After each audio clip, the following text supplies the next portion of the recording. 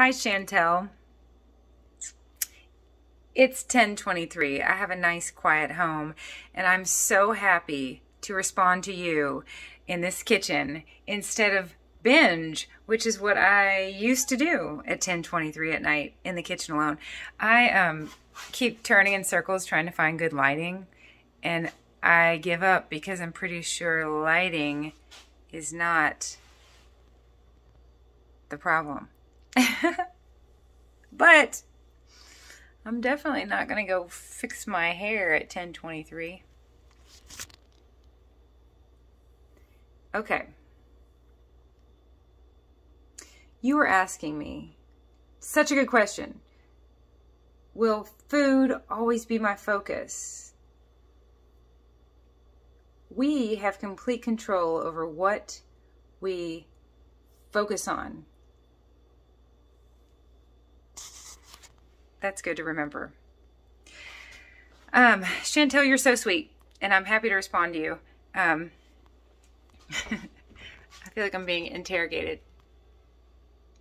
I'm going to tell you the truth, Chantelle. Okay, enough.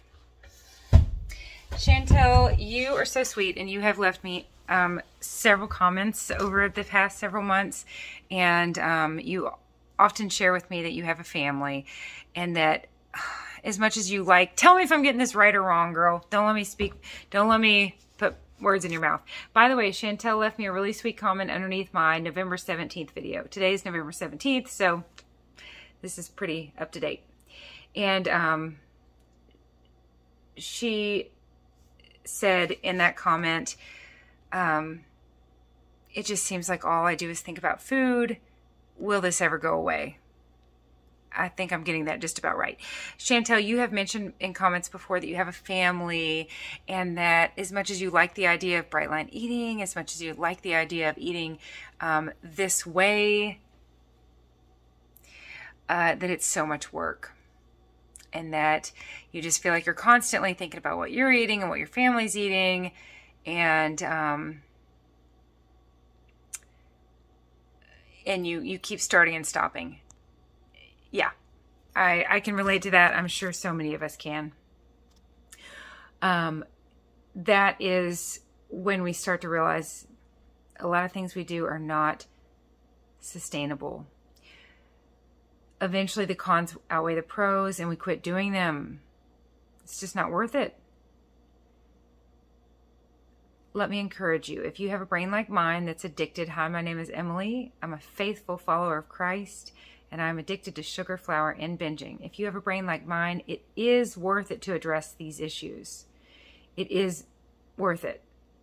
It's worth it to manage your current brain. I have a video called Accidental Addict. I was not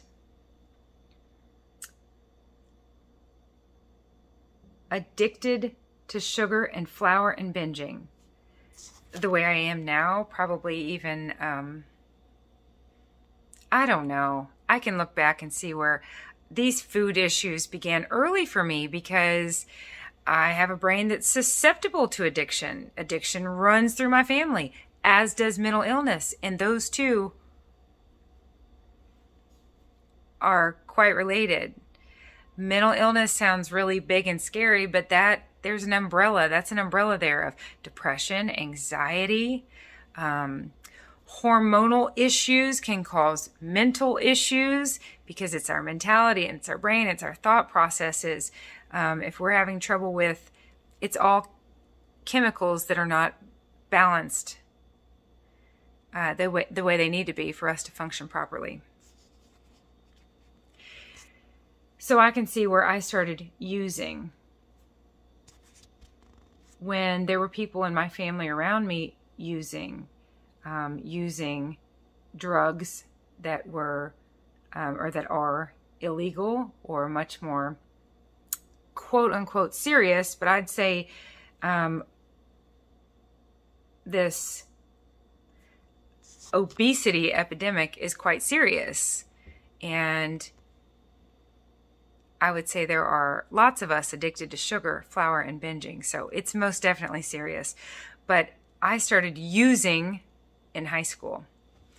I have a video called What Bright Line Eating Is and What It Is Not. I have since quit Bright Line Eating. I'm still following the food plan. I'm following God. And He prescribed the Bright Line Eating food plan to me. And my prescription has changed over time. So I'm still following that plan that is ultimately from Food Addicts Anonymous. So, Chantelle, let me answer your question like this. You have experienced being addicted to sugar and flour and binging, I'm assuming. I'm assuming your brain is like mine. If it weren't much like mine, you probably wouldn't even be messing around with even trying this, right? You've experienced that. You've experienced that grip, that stronghold. You've experienced the cons outweighing the pros. And like I say often, let's be honest, there are pros. There are pros to ingesting sugar and flour, and there are pros to binging. If there weren't, we wouldn't do it. There are pros to every behavior that we do. If there weren't, we wouldn't do it. But eventually the cons outweigh the pros, and the cons are very obvious and pervasive and consuming and life-threatening. The cons are quite conny. You've experienced the grip of sugar, flour, and binging. You've also experienced the difficulty and the challenge of following a food plan that's very, very different from your family's, the way your family eats. And you said it feels like so much work. It feels like so much work because you're making it so much work.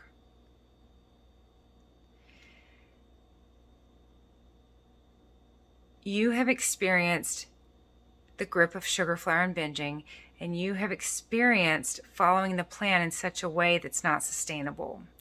So here's my advice to you. Find ways to make it sustainable. Your body needs macronutrients and micronutrients. Your body needs carbohydrates, fats, and proteins, and it needs vitamins and minerals. You can eat fish and broccoli while your family eats fish, broccoli, and macaroni and cheese. You can eat chicken and salad while your family eats chicken, salad, and garlic bread. You can eat a roasted turkey while your family knows better than to eat that nasty turkey that's probably going to cause you to have food poisoning.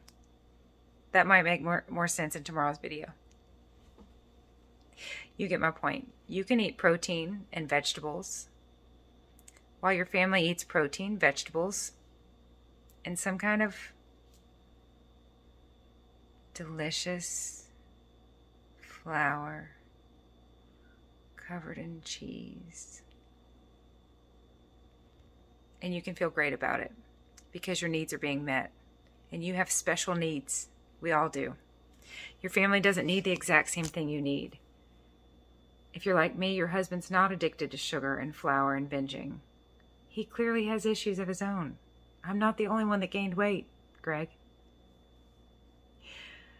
My kids aren't addicted to sugar, flour, and binging, and I teach them, enjoy it. Don't use it. I used it. Just like someone uses a drug. I used, not just like, exactly, it's the same thing. It's a drug and I used it. And I became an accidental addict.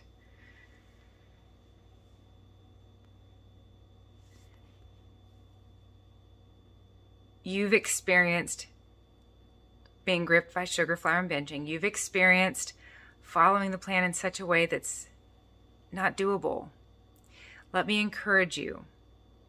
Like I was saying earlier, your body just needs these macronutrients and these micronutrients. Once you chew them and swallow them, your body just has to deal with them. You want your body saying, thank you, thank you, thank you. Not what in the world do I do with this? Let me encourage you to meet your needs as quickly and efficiently as possible. I don't care how ridiculous it looks. I don't care how much. Now, I will say, if you hit the peanut butter too hard, you might not see the weight loss you're looking for. And especially watch out for something like Jif, because it has a lot of sugar in it. Watch out for that. I much prefer that.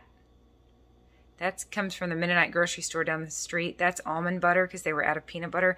I much prefer natural. Here's my point. I don't care how quickly you do it, how easily you do it, how simple or ridiculous or redundant your meals look. Just do it. Now make sure, 2 things. Do it quickly, but also make sure you're getting enough food. If you're not, that's like holding your breath and deciding, mind over matter, I refuse to inhale. You will eventually. And I just think that's the best analogy. If you starve yourself, your body will eventually demand calories the way it demands oxygen. Let's eat our way to goal weight. So make sure you're getting enough food. That's between you and God. You told me once in a comment that you'd pray for me. I trust you. Pray. Pray to God. Be at peace with what He's prescribing to you and how much. And then, girl, do it as quickly and easily. What I was saying about the peanut butter, if you have to eat peanut butter 3 times a day, I mean, you could really, and trust me, I've probably done it. But I will say, you're probably not going to see the weight loss you're looking for. Go get deli meat. Go get cottage cheese. Go get nuts. Go get peanuts. Go get little bags of frozen vegetables for $1, steamable bags. Get cherry tomatoes and baby carrots. Get bananas and apples. Get these forms. Get shredded wheat. Get Ezekiel bread. Get Ezekiel cereal. Get Uncle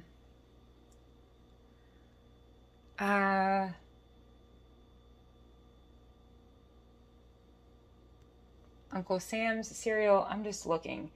I have rice, I have oats, I have barley.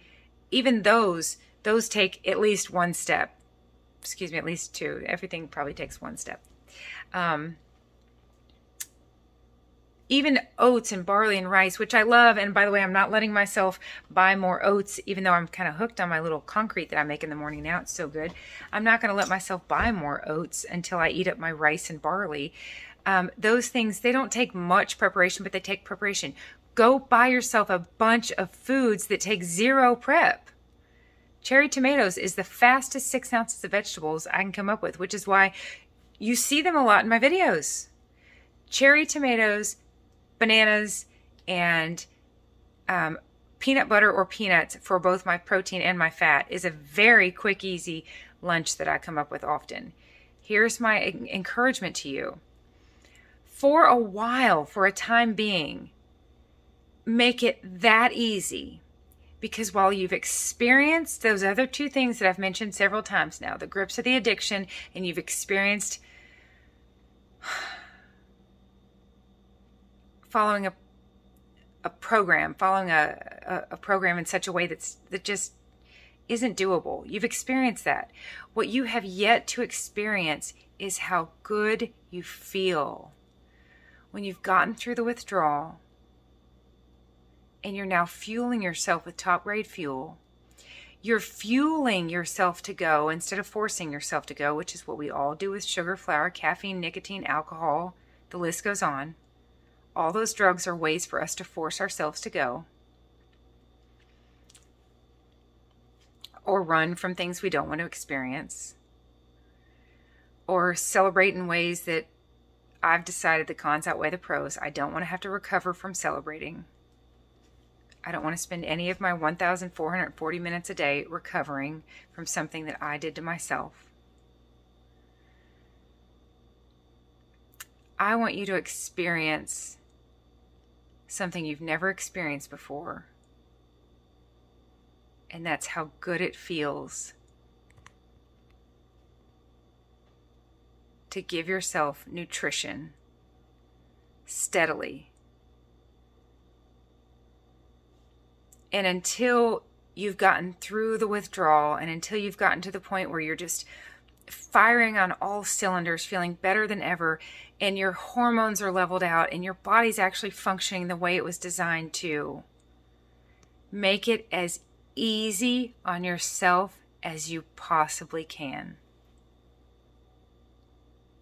Get the easiest forms of macro and micronutrients.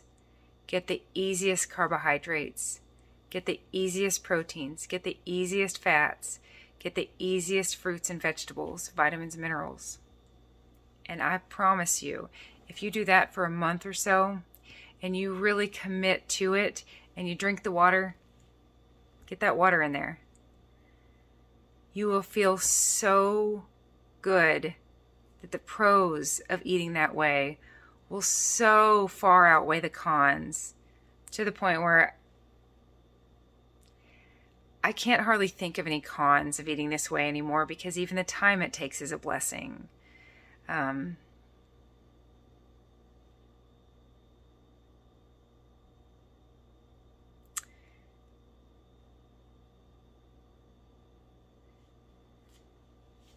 The cons of eating this way in the beginning, that's some inertia to get over. Ultimately, it might feel like 95% cons and 5% pros, and eventually it's like 95% pro and 5% con, and I'm telling you, it's just about all good now. And let me encourage you,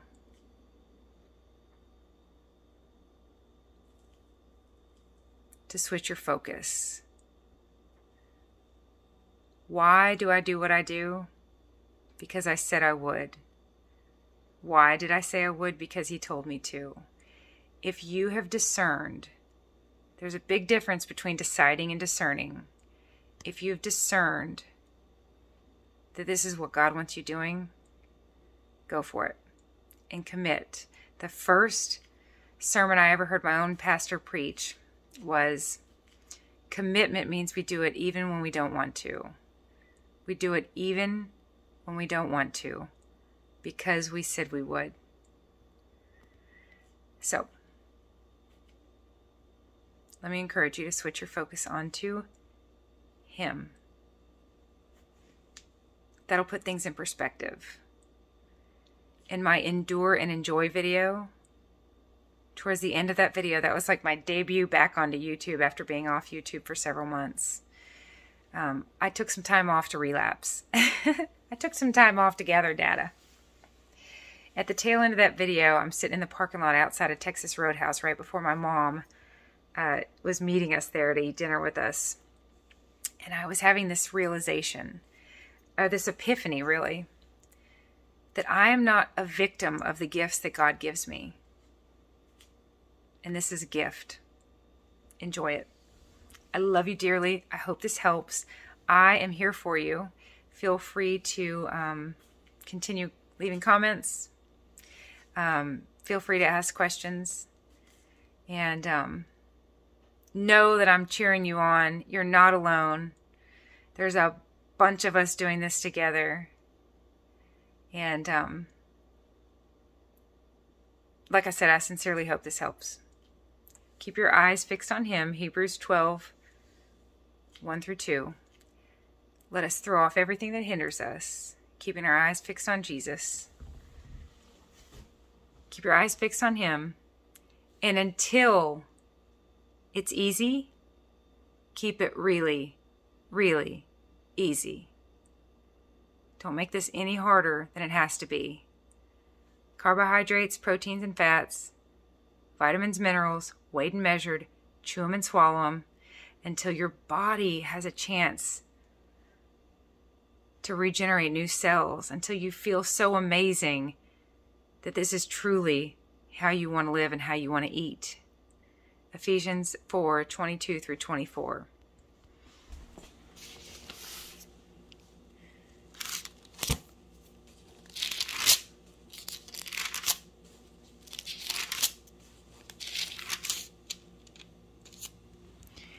You were taught, with regard to your former way of life, to put off your old self, which is being corrupted by its deceitful desires, to be made new in the attitude of your mind, and to put on the new self, created to be like God in true righteousness and holiness. Put off your old self, which is being corrupted by its deceitful desires, which is being corrupted by its desires full of deceit. It might seem like this is too difficult. It might seem like this is so inconvenient. But you and I both know being exhausted and tired and sick and tired and sick and tired of being exhausted and overweight and nothing fits, and I don't mind how I look in the mirror as long as I'm only looking at my eyeballs. When I zoom out a little bit, I'm frustrated and unhappy and not feeling like myself, and the list goes on and on and on. Don't believe those desires full of deceit that to fall face first into sugar, flour, and binging is the easy way out. You and I both know that is a path to darkness and despair and confusion and exhaustion. It's no fun. And it's full of deceit. Hebrews 12, 1 through 2.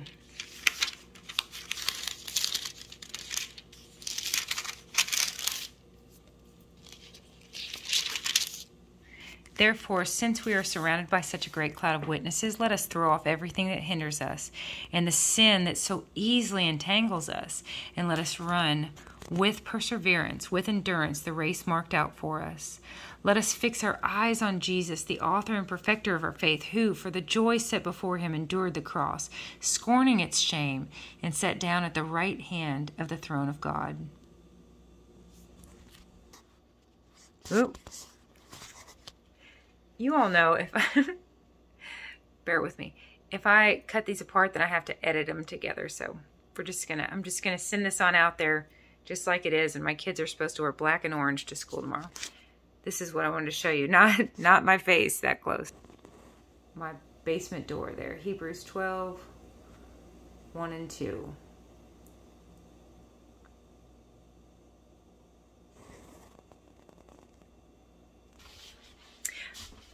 Chantelle, thank you for the question. I hope this gives you a good answer. Will it ever get easier? Yes. In fact, I recently watched a great video. I believe it's linked below the video. I could be wrong, but it's a couple making salad fixings. It might be the video where the salad is the emoji. But at the end of that video, it said this great quote from this couple. It said, every day is a little easier, and then it's easy. It keeps getting easier until finally it's easy. And like I said a couple days ago,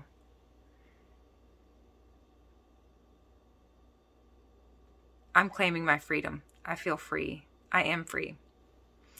I'm surrendered. I have support and strategies. Look below any of my November videos. There's all the videos on tallies. Girl, look at that. 5, 10, 15, 20. 81 tallies. I almost get my milk frother. Surrender, support, and strategy. And I pray you'll find all three of those here. I love you. I hope this helps. Keep me posted and keep going. God does not expect perfection, but he does expect direction. Let's keep heading in the right direction towards him together. Good night.